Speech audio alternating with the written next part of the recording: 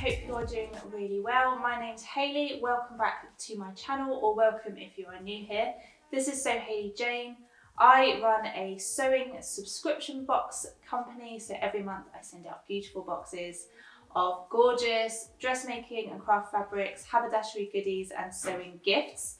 But today I am going to be doing a sewing video using the fabric from July's luxury box, which is this incredible florenza crepe from Lady McElroy, which we actually got as an exclusive colourway.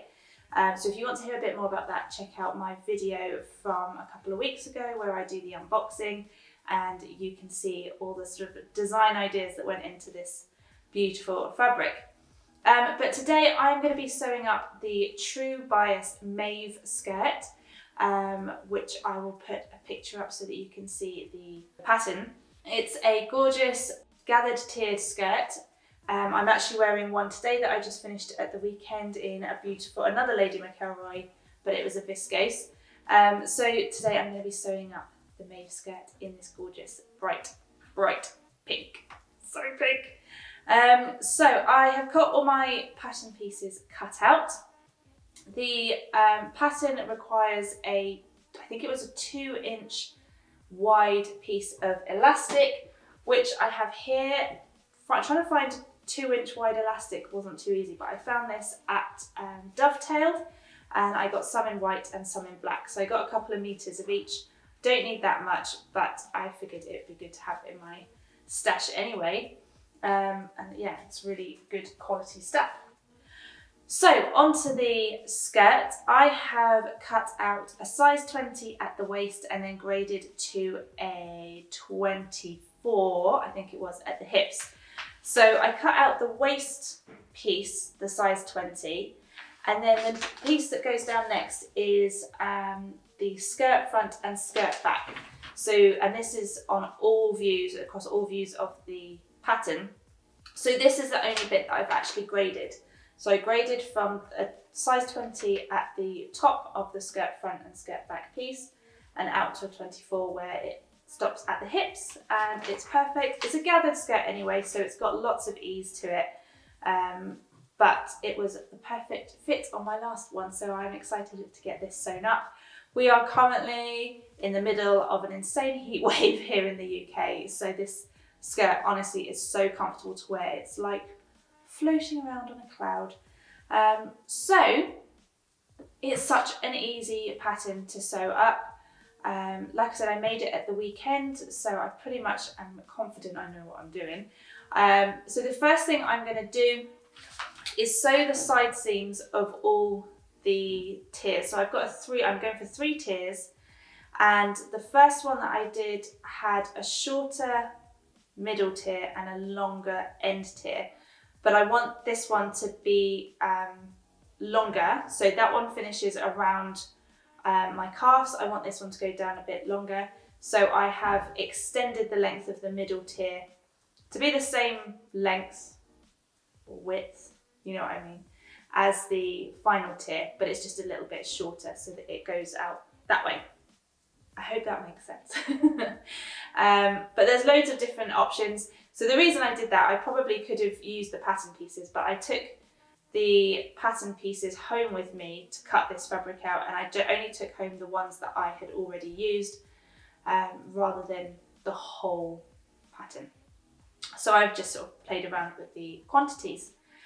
So yeah, first thing I'm going to do is sew the side seams together of all the tiers, and then I am actually going to hem the final tier before I do anything else, because to me hemming is just my least favourite part of sewing, and I always end up leaving the garment for ages until I can actually get around to hemming it.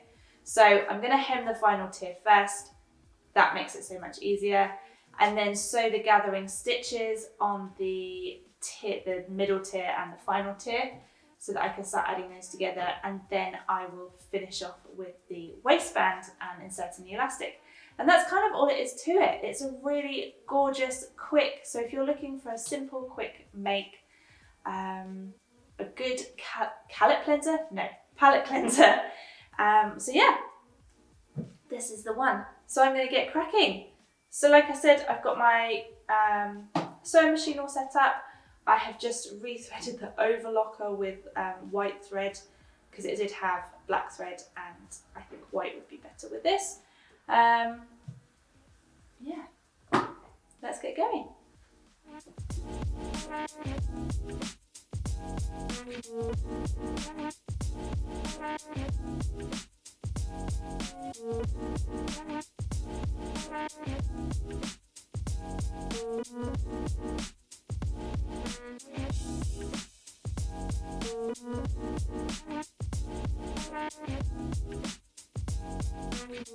So I have stitched the side seams of all the skirt tier pieces and overlocked them, and I have hemmed the final skirt tier. This fabric is pretty slippery, so it wasn't super easy to hem, but that's done.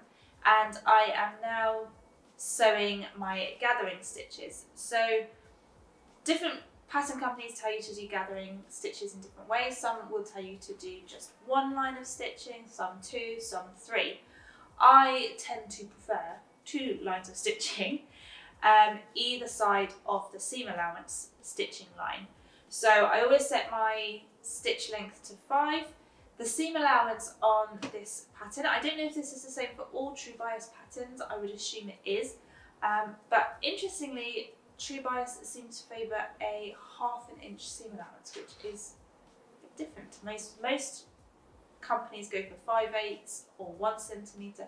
I realise I switch between centimetres and inches, but True Bias go for 1/2 inch, which I sort of look at as 4/8 on my stitching line thingy on here, which is just over 1 centimetre.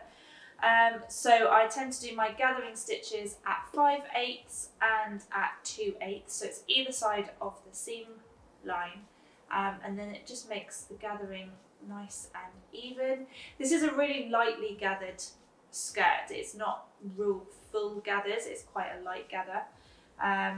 And I have also used a different colour bobbin thread, partly so that it's easier to see when it comes to unpicking, but also because I had a couple of bobbins that I wanted to use the thread for and get those emptied, ready for another project another time. So back on with the gathering stitches.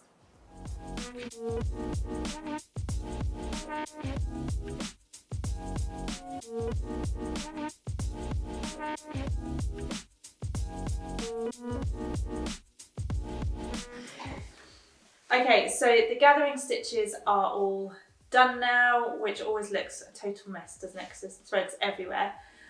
So my next step is to do the fun bit of actually gathering the 2 tiers onto each other and then onto the skirt piece. So for this, there are notches, but I think I accidentally sewed some of the pieces upside down, and so the notches are all over the place, but the notches are just to help you evenly gather things around. One thing I did do when I cut out the pattern pieces was to cut a little notch into the fold line, so I do know at least where the halfway point of each piece is, if that makes sense. So that's a really good habit to get into. So yeah, the fun task of gathering, so I will probably stick on something to watch or listen to and get on with this bit, and I will report back shortly. Okay, so all the gathering is done on this main bit of the skirt now. That bit always takes so much longer than I think it's going to. I haven't unpicked the gathering stitches yet. I will probably do that in front of the TV tonight after dinner. So the next stage is to attach the waistband. So I have the waistband piece here, ends are stitched together and then folded in half. And it's really simple. Again, all you do is attach the waistband to the skirt with the raw edges together, leaving about a 4-inch gap at the back to insert the elastic. So yeah, that's what I'm going to do next. And then afterwards, because it's quite a wide elastic, it tells you to sew through the waistband and the elastic all together and do some visible stitches on the outside. using a long zigzag stitch. So I will decrease the width of the zigzag and increase the length of the zigzag, and you do 4 stitches. So they have the stitching line on the pattern piece, and it does tell you to draw the stitching lines onto your fabric with chalk, which I did with my last one, but by the time I got around to actually sewing it, the chalk had all rubbed off. So I've just sort of used a measurement on the plate, the sewing plate in my machine, to help me guide each one along. So, time to attach the waistband.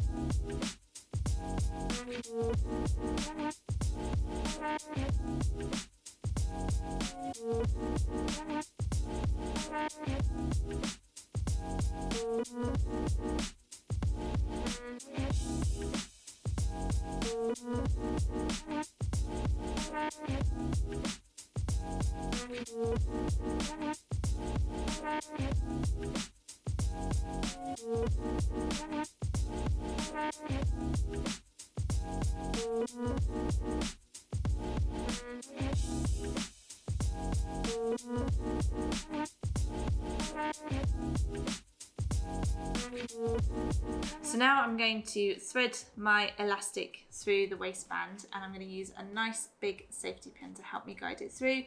Because the elastic's quite wide, it does fit really, really snugly into the waistband. So it's a bit fiddly, but I'm just going to take my time and make sure to anchor your elastic to the fabric with a pin before it goes all the way through, so that you don't lose it.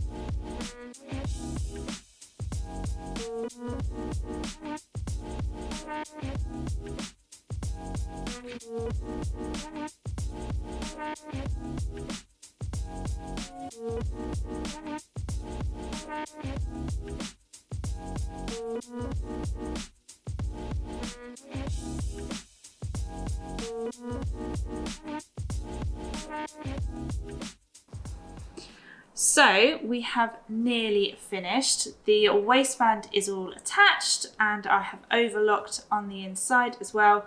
And then I've just given the waistband a bit of a stretch to disperse the fabric nicely around the waistband and put some pins in to keep them in place.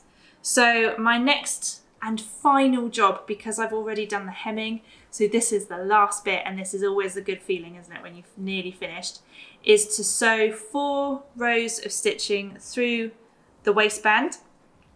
So I have set my stitch length to a zigzag, 1.5 width and a 4 length. It doesn't really give any instructions in any instructions about that in the True Bias instructions about what width and length to do. It just says an elongated zigzag, so that's what I've gone for. And then I've got the pattern piece, so I'm going to put the paper pattern into under the presser foot to see where I need to stitch. So I want the fold line, which is this middle line here, is the top edge of the skirt. So if I put that in there, roughly just under a centimetre, about 2/8 of an inch. So I'm going to do the 2/8 stitch line.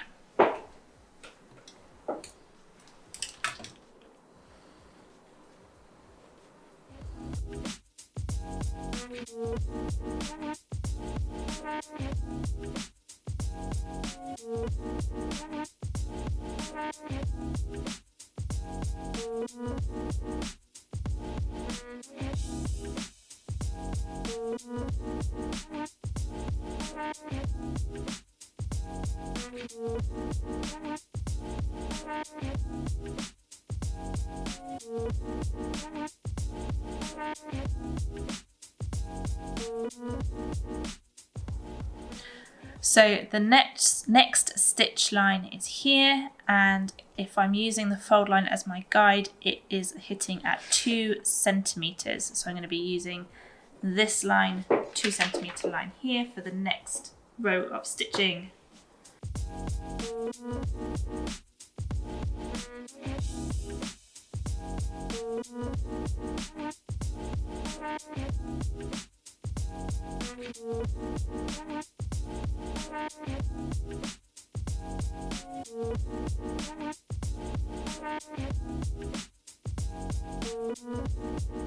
So the next 2 stitching lines are quite a bit further away from the needle.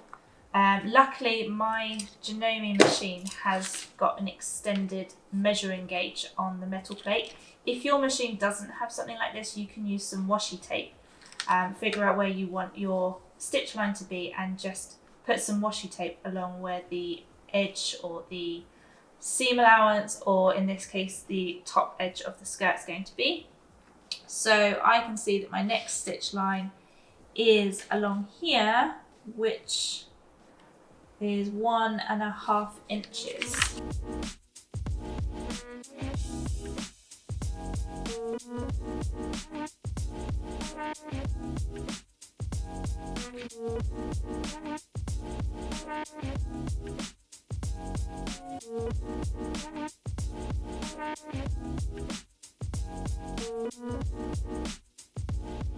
So all finished, and I am super happy with it. I think I probably should have left the zigzag stitch length on the waistband a little bit wider because I made it too narrow. So don't listen to me, 1.5 was too narrow and it didn't have quite enough stretch. So it's a bit of a wriggle to get it over my hips. Might have to put it on over my head instead. So maybe a 3.5 or a 4 stitch width would be better.